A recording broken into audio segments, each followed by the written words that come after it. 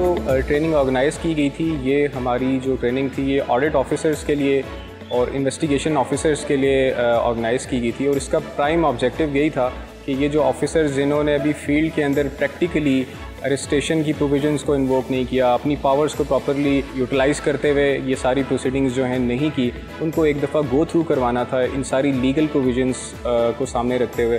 और legal provisions के साथ साथ जो इसमें बहुत इंपॉर्टेंट एस्पेक्ट था कि फॉरेंसिक टेक्निक्स को भी सामने रखना है।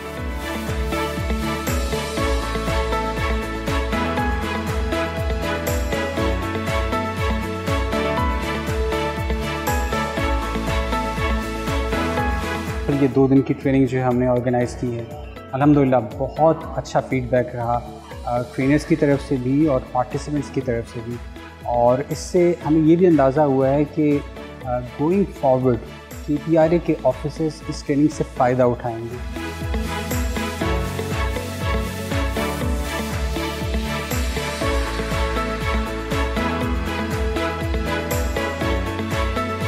This was kind of a thing जिसके बारे में हमने इवन सोचा तक नहीं था। तो ये एक चीज़ के बारे में जब आप सिरे से सोचते नहीं हो तो that is a big thing that they have somehow highlighted the weak areas which might be in times. इससे एक हमारी एक ब्रेनस्टॉर्मिंग हुई है। This have sort of opened up our mind set कि जी क्या क्या होराइजन्स हैं on which we have to work it out. So far we have been completely blind so far in this area। तो forensics ऐसी चीज़ है जो मतलब फ्रॉम हियर ऑनवर्ड एक अपकमिंग चीज़ है on which the work will have to be done and this been great, it's been excellent and I am very thankful to USAID for sponsoring it.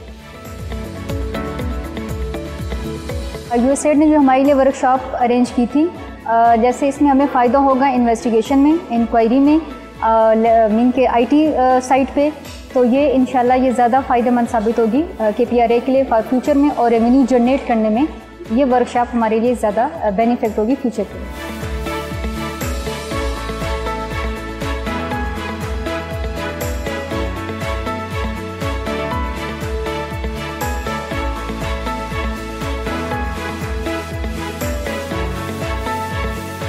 जो section 41 है जिसमें registration है कि हर बंदा, हर service provider ने authority के साथ registered होना है।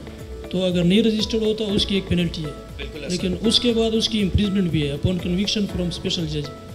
तो लेट से हमने उसको ये पेनल्टी वाली जो चीज़ है वो कंप्लीट कर दी है, लेकिन उसके बाद हम अरेस्ट करना चाह रहे हैं उसको। आप उसको अरेस्ट करना चाह रहे हैं? अब ये कग्निजिबल है, नॉन कग्निजिबल है, वारंट लेना पड़ेगा या हम डायरेक्ट कर सकते हैं। उसकी पेनल्टी कितनी है? 3 साल से कम है, मेरे ख्याल 1 साल है।